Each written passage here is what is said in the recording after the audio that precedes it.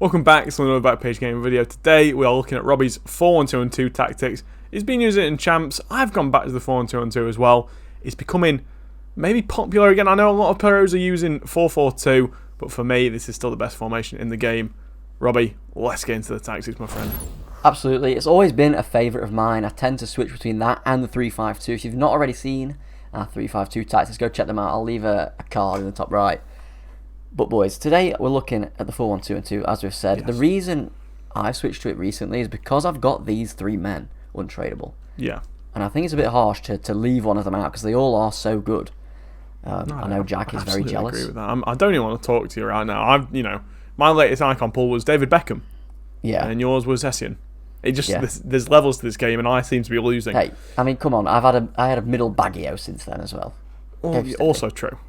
But lads, if you've not seen already the patch notes, or more specifically the live tuning, and the big changes that we've seen in this latest pass, I'll read them out real quick. There's not too many ones, but I think there's three huge ones that are going to make a big difference to how the game plays. Yeah. So they've increased the width of defensive lines in situations where the opposing side's ball carrier is at the edge of the penalty area, or even close to this goal. So basically, there's not going to be such like an overload on you all the time by AI defenders, because I hate AI. I don't think we've had a year that's been as bad for the AI as this year, in my opinion.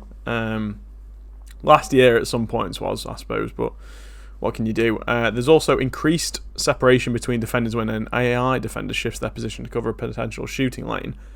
That's going to be huge, in my opinion. That's a huge change. Being able to maybe have that little bit more space to get through the middle with one of your players, and having so many players through the middle as well with the 4-1-2 being its natural, it's quite a narrow formation, obviously. Yeah. It's a great change. And then they've also reduced how deep AI midfielders can drop back into their team's penalty area. All really good changes, Touchwood. Yeah, really good. I think with formations like the 4-1-2, that are very attacking naturally, I think it'll be a lot easier to overwhelm the opponent. It should be, yeah. You'd imagine so. Touchwood, yeah. In theory, anyway. That's I have been using it a little bit since the patch. I've used it a lot before the patch as well. It's still fantastic. Like you say, it don't congest the middle because it's in your favour. So you sort of say overloading the middle, like the right areas. Yeah. So into the tactics, I use it as my defensive one. Like I say, I switch up between that and a 3-5-2. Big fan of both.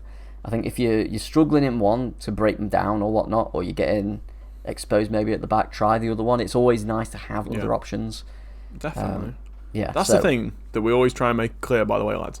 Don't use these tactics every minute in every single game, in every game mode, in absolutely every waking moment that you've got. Absolutely. Have a few setups. So for me, like Rob said, he's got the 3-5-2 that he swaps into. I've got the 3-5-2 and the 4-4-2 that I swap into. Yeah. Having those different shapes in formations, it makes such a huge difference. The guy you're playing gets used to you going through the middle with almost every attack. The moment you go through 3-5-2, he's going to be like, what the hell, man? He's not going to know what's going on. So have a few in your locker. Yeah. Some people's teams are just more susceptible to other formations as well. It's just figuring that out, I suppose, as the game goes on. Definitely. Yeah, never be closed off to switching up mid-game. Yeah, definitely. So, into the tactics, for defensive width, it's 40. Just keeps it nice and compact. Yeah. I think your defenders, like your centre-backs, are a little spread out otherwise. This keeps them nice and close together. You don't really get attacked down the wing either because your wide centre mids cover that position. Even though your full-backs are sort of coming inside a little bit. Well, these tactics videos are always sus, boys. We can't help it. I think that is the move. In terms of depth, I go quite high. I go for a 70 depth. 70, yeah. I've also recently, me and Robbie have both been testing out some different tactics, lads. I've also gone up to 70 depth very recently. Have you? Okay. And I must say, I'm really impressed with them, Rob. I think having the higher depth, it allows you to be more aggressive on the attack. It does, yeah. And also, the moment you lose the ball, I think it's better balanced to have high depth and not go on pressure after possession loss or anything like that. Definitely. I just find that you're in a better position naturally. Yeah, absolutely. Like you are just, it's sort of like playing a high line without committing everyone, if that makes sense. So I'd agree with that. You're playing a high line, but no one's charging out. They're moving as a unit. It just puts the pressure on a little bit, sort of drowns out the attack quicker. Yeah, which I I'd find agree with nice. that. And it helps you in attack as well. You know, defense is the best offense, so you're winning the ball quickly, you're getting the ball to your attackers fast, catching them off guard, stuff like that. I think it definitely helps. It's the way I prefer playing. I'm not a big fan of like last year, like one depth drop back. I can't stand playing like that. God, it seems like a long time ago, doesn't it? Though? Yeah, it does. In terms of build-up play, I play balanced. I don't think I've ever seen anyone play not balanced. No, yeah. What else is there? Fast build-up. I know, played that I a know little some bit. people play fast build-up with the 4-1-2-1-2.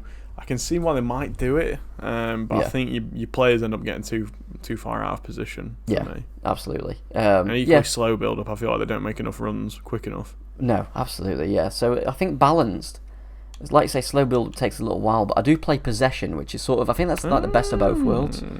Okay, girly. I know a lot of people don't really play the possession. They tend to go for direct passing. I'm a direct passing little whore, yeah. I tried switching up to direct passing in the 4-1-2-1-2, but I just prefer the possession. I like, breaking players down. It just keeps the attack, like your front triangle, your cam and your two strikers nice and compact, linking with each other. And then as you're playing with those, one of your two like wide centre mids then gives the opportunity for them to run in behind as well, which is always nice. I know Mateus is very good at his shooting stats are crazy, so he's really good at that. In terms of width, I've got it on my phone. Let me have a look. It is 60 width. I play in the offense. 60, yeah. No, I'd back that. It's sort of, you don't want them to be too close together, so it sort of counteracts that. They are nice and they're spread out, but they're compact. It is a tough one to explain. I'm sure Jack knows what I mean. Your ass. Well, yeah, there you go. Players in box, I think 5's the move. I can see what you commit that extra centre mid, don't you? And when it says players in the box, they aren't always in the box. It just means they're looking to get forward. The men that want to be in the box. Exactly. I mean, after all, who doesn't want to be in a box? You know what I'm saying, lads? Exactly. Well, yeah, who doesn't? And then it's up to you on corners and free kicks how crazy you want to be, but I've always suffered from getting attacked on the counter from corners and whatnot. Absolutely. So I go on, for me at the minute, I go on 3. I like to play around. You've gone mad. I'm brave. I'm brave. I'm not scared. I never really, to be honest, I play 1-1, and I always play it short from corners, and then I sort of spray it to like the edge of the box and work a goal that way, and that tends to work the best for me, especially with like players like Mbappe that are nippy in the box and whatnot. It tends to work best for me rather than crossing it, because I know headers are a bit of a bitch this year. Yeah, absolutely. Unless you've got Timmy Lever, by the way, who is the best player to have from corners in the entire game. I'm not afraid to admit that. If only, it would be nice. Oh, shut up. So, in terms of personnel, I'll speak about a little bit. Obviously, I've got these 3 untradeable. I think they are, in terms of what attacking centre mids, they are quite defensive, which definitely helps, I think. I absolutely agree. Oh, pardon me. I'd absolutely agree with you in saying that I think you've got a very defensive 3. Yeah. Like, for me, I've still got the hero Lucas Vasquez as one of my centre mids, but my other one is Timmy Jacques Cancelo, who I must say is probably the most perfect meta centre mid you can imagine on this game, really. Like, him, Firmino, like Dani Alves, there's a lot of fullbacks that are really good as well at centre mid. It's just a matter of getting them on cam. The new Paqueta that seems to be insanely popular. Yeah. A lot of people are really liking that card, so maybe I'll have to try him out. I really didn't like his moments. I like his moments. I've got him on the bench. I'm not seeing the upgrade. I'm not seeing the 700k, 500 extra value. It's a strange one, but I think maybe if you build in without untradables, perhaps look to get somebody a little bit more attacking. Perhaps it does have the benefit. I think are they both high? I think Goretzka and Mateus. They are. I'm willing to go on them and say that. High medium. Oh damn! So I think those those work rates are beneficial, really, because although they are defensive, they've got the work rate to shift up and down the pitch. I must admit, I hate medium in the midfield. Yeah, it is. If you are using this, I would steer away from players with medium at centre mid. They get lost. They're just go invisible, don't they? In no man's land a little bit. You'd want a high attacking work rate, ideally. Yeah. Just get something down the pitch quicker. It's always nice. And then your CDM, you want as just a ball winner, like Essien's, your Kante's, your Kakure's that me and Jack are both a big fan of. The boy. Yeah. Zakaria, who's getting an upgrade soon as well. Bonus as well if they can pass. If they can spray a ball. Absolutely. Maybe like that Ramos foot birthday playing him at CDM. I'm intrigued by that card. Yeah. I'm intrigued. So you want someone with a lot of stamina, a lot of aggression, like Fred, very good there as well. And someone that can, like Jack says, pick a pass once they have won the ball. Someone with high interceptions as well. Anyone, if you've done that, Chalobah, he's a really good one as well. Yeah, for that he's position. quality. Is he still out? I don't think he is. He is. Is he? Okay. I'm willing to say. I think he is. I think anyway. In terms of, he seems to have been out forever. Yeah. So in terms of instructions, so I have my goalkeeper on comes across as sweeper keeper. I think that's the best, really. They tend to just, it puts people off, when you see a goalkeeper running at an attacker if they're through. I absolutely agree with this. Yeah. So that's the move for me. On your fullbacks, I just stick with stay back while attacking. I don't like having them go forward. I think it just gets a little bit mixed up with the wide centre mids, because they're already wide. It just sort of doesn't really help in that regard because these guys are overlapping already. Yeah, absolutely. The centre backs just stay back like attacking. Nothing mad on these. Play a striker. That'd be a bit crazy. Play a striker, go on. Yeah. And then my CDM I have on stay back while attacking, cover centre. Like you say, it just lets them stay there in front of the defence. Yeah, picking out the passes and whatnot. That's the thing. I think sometimes people try and get a little bit too fancy with custom tactics. Exactly. Yeah. Sometimes people, formations like this anyway. Yeah, you overcomplicate it, and you don't need to. It's nice and simple. It works well. I'm a big fan. Quite a lot of people use the 4-1-2-2 like this, and then they've set up the custom tactics, so they're defending 4-4-2. I know we did earlier in the year. Yeah, we did. Yeah. But for me now, I find that I don't have enough attacking options. Yeah, I found a little bit like your Cam that dropped into left mid. When you were attacking, he was sort of stuck in the transition of getting to the Cam position. Yeah. You need like a really good team around him, I think, to do that. I think it's a very pro tactic. It is, yeah, because they've got the techers and whatnot up front to do it. Yeah, and they naturally are so good defensively. Having those two banks of four is just unreal for them. So yeah, I'd agree with that. Sticking to the more generic stuff sometimes does work. For your centre mids, I just play them on the basic, whatever they're already on already. The default. There we go. If you do have someone who's high medium, you could probably negate it by having them get into box across, just so they do get forward a little bit more. And then you could also play them on like a, what would it be, like a, I'd probably go and have them on stay back while attacking and get into box across, just so get some work a little bit more. I'm playing at the minute with a get forward centre mid Robbie in mind. Bloody hell, okay. It's intriguing. How's it's it intriguing. going? I don't know if I would with your personnel, but it's doing well. It's doing well. We'll have to talk about it next week maybe once I play with them a bit more. The Cam I have on stay forward, get into box across. Yeah, it gets them up there. You don't want your Cam dropping deep. I know we've said in a few reviews. I know Joe Cole was a bastard for it. He just kept dropping deep. Joe Cole's catching strays. Yeah. I've not even thought about that card for a long time. You want them up there. You want them in the mix.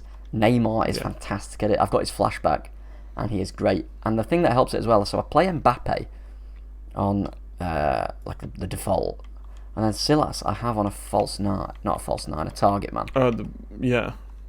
So it just like he drops sort of deeper to pick the ball up. They're not just like always together. They're not holding the hands forever, which is annoying, to be fair, when you're playing 4-2-2, I think, sometimes. So, like, the front three are interchangeable, so don't think as your Cam as someone that's going to sit and spray.